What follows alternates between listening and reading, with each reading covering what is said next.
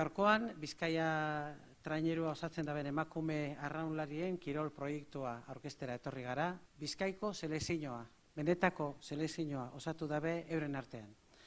Euskotren Ligan lehiatuko dan Bizkaia traineruaren arraunean egiteko selekzioa eta gure selekzioa izango dana. Y decía también que es una magnífica visualización de un objetivo en el que la Diputación trabaja también desde la Dirección de Deporte y Juventud. Es el reto de impulsar el deporte femenino desde edades muy tempranas. Ya tenemos a las chicas de Vizcaya en el agua y el premio va a venir en breve, yo creo.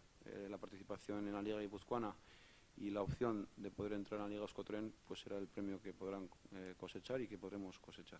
Es un objetivo planteado desde esta federación, iba a decir con el apoyo de la Diputación, pero yo creo que me quedo corto con el apoyo.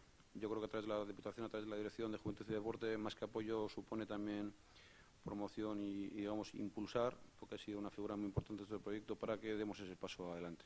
Agradecer, por supuesto, las principales protagonistas son las remeras y al cuerpo técnico que van a hacer posible este proyecto. El mérito ya de estar de partida, compitiendo igual a igual con ellas, incluso como se ha visto el domingo pasado, pues incluso ganando aparte de ellas, pues yo creo que es indicador de que es un bloque joven, muy joven, pero también combinado con mucha entrega, ambición y yo diría que competitividad y sobre todo ilusión.